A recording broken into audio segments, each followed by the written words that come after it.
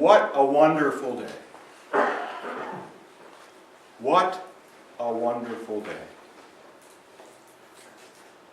And isn't it marvelous how everything has fit together here? Here we have a reading from the book of Acts about Paul's baptism of the disciples in Ephesus. And then we have the gospel reading of Jesus' own baptism. And in a few moments, we will baptize Easton into this community. There's a certain theme here that I think everyone can see. A really obvious theme, but I'll point it out to you anyway. The thing that's uniting all of these things is paper making. Paper making. Bear with me a moment. When I was about 18 or 19, I became really obsessed with books. Actually, I've always been obsessed with books. But I was obsessed with books as objects. Now, I realize that most of you are old enough to know about this, but books are small, square, fat objects that people used to use before iPad and Kindle. I actually have an iPad myself, so I'm guilty of it. But I swore I would never have it, and I've given it up.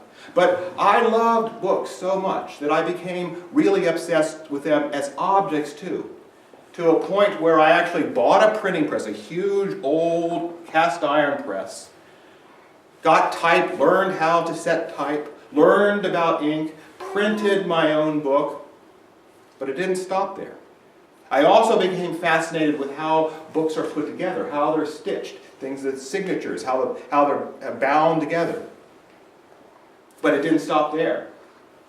Because I also became obsessed with how the paper was made that the books were printed on. And that's quite fascinating. I mean, I learned a lot of things, a lot of little details that had answered questions for me.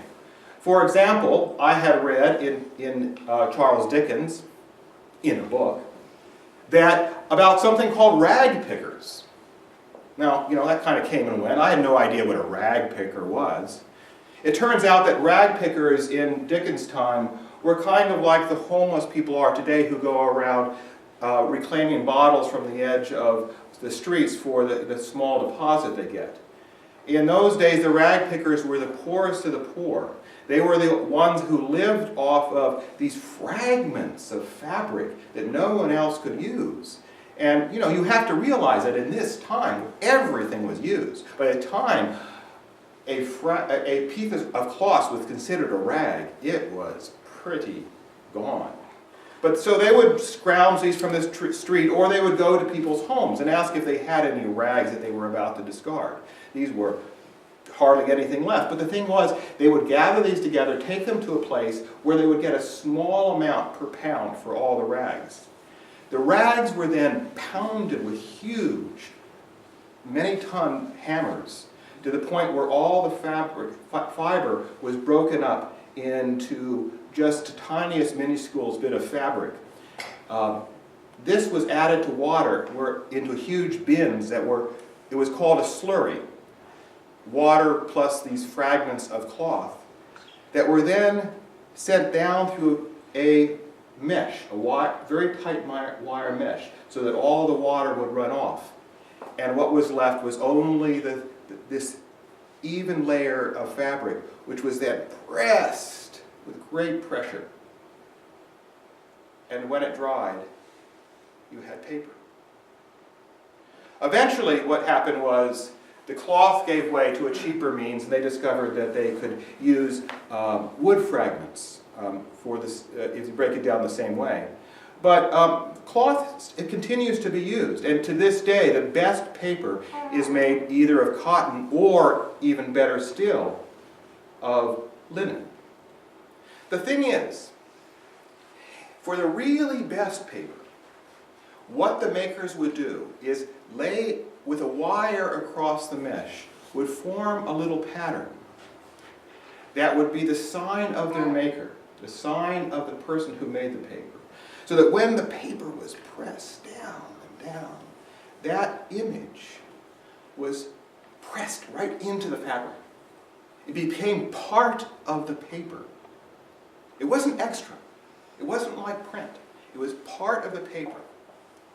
This is what came to be known as the watermark. The thing is, a paper with a watermark was very important, and you used it for those situations where you really not only had to have a good paper, but you had to be able to verify its authenticity. If you've seen the $20 bills recently, you'll see that on one side there's a picture of, I believe it's Andrew Jackson, very clearly printed on one side. But then you turn it over and there's a little space. It looks like there's nothing there. Except if you hold it up to the light. You see a faint image of Andrew Jackson. The watermark is what shows that this is authentic.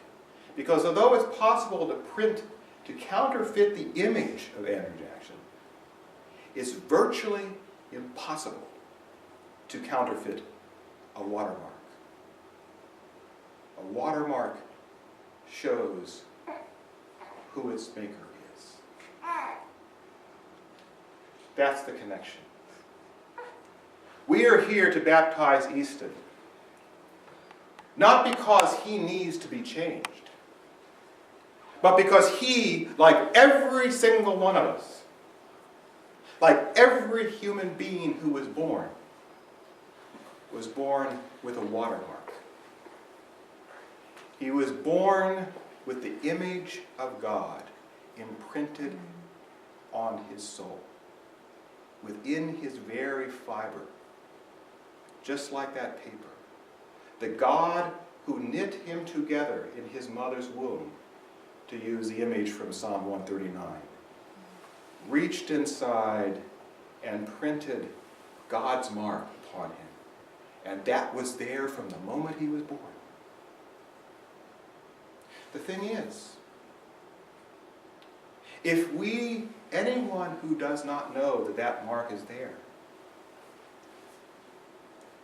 who does not know to stop and hold that image up to the light, will never know it. Will never know it. So what we are here to do is, first of all, acknowledge that he has this watermark.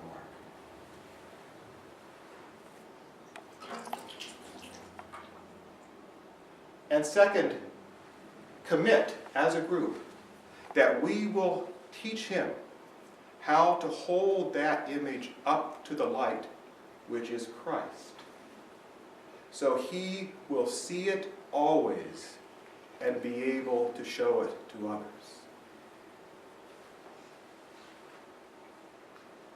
If he had the watermark all along, does it make a difference?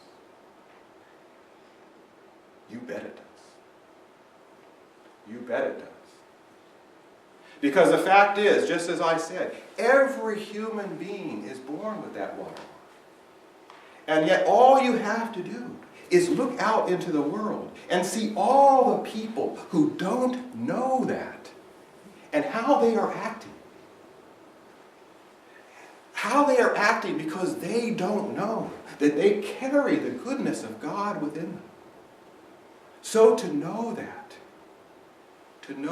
and to remember that is one of the greatest gifts is possible to give a person. Because the truth is, there will be a time when he will need to know that. It is my deepest prayer, my deepest wish, that if I could, I would save Easton from the worst trouble that life can offer. I deeply hope that God spares him that. But those of us who have been around the block more than once know that nobody nobody is ever spared it completely. And the sad thing is how young it can start when you begin to confront it. I have 3 sons. They're all wonderful as far as I'm concerned. My middle son was born with a particular, what I would call a particular sensitivity. To the point where he was the kind of little boy that if he would go into a classroom and somebody was crying in the corner, he'd start crying too. Why? Just because he felt so much for them. Well, naturally, when you're a small child and have a tendency to do things like that and be sensitive in that way, there are people who see that as vulnerable. And the kids picked on him mercilessly. And I can't tell you how hard it was as his father to watch that happen. I mean, we did all we could. His mother and I did all we could. We would talk to the teacher, and we would try to intervene and try to stop the bullying, but you can never stop it completely. And I'll never forget a conversation I had with my son Gabriel when he was about 5 years old, when he looked at me, and it wasn't so much that he was looking at me in pain at what he was going through, so much as he was looking at me in pure perplexity, because he was a supremely kind person. And he just looked at me and he said, "Dad, why do they do it? Why do they do it?" And I remember just thinking, oh, how am I going to answer that one? The great question. And all I could think of to say was, Gabriel, there are some people who just never know the goodness that God meant for them. And I said, but Gabriel, you do. And my prayer for you, Gabriel, is that you never let the fact that other people don't know it make you forget that you have it. Well, just so you know that the fact that a boy born with sensitivity and vulnerability, it's possible to be born with that and still be given all the joys and curses of living a fully macho life. Gabriel grew up to spend his summers fighting fires in Oregon, and to work in fish canneries in Alaska, to have bands in Chicago, one thing after another. And right now he's teaching English in China. And the last time I saw him, which was a few months ago, some of you here were here when he came down before going to China, we talked. He and I have always shared a love of going for long walks, even from very small. We used to walk together and often just chat. So we were we were walking together, and he was just telling me in a very matter-of-fact way of something that had happened just before he left, about someone who had treated him rather badly. And for him it was just a story. He was telling me, he seemed to have no emotion involved in it. But I found myself getting really incensed. So as I was hearing this story, I was just saying, I can't believe this. I just can't believe this. And at one point I just said, Gabriel, I just don't understand. Why did he do it? And Gabriel, he was sort of walking along in silence, and I could see this little smile come over his face. And when he finds something really amusing but doesn't want to let it on right away, he has this tendency to sort of raise one eyebrow. And he sort of turned and looked at me, and he said, "Well, Dad," he said, "I guess that there's just some people who don't know their goodness." And then he stopped and looked at me and smiled, and his grin grew larger. And he didn't say another word, but he didn't have to, because I saw it all written over his face, like, "You ever heard that before, Dad?"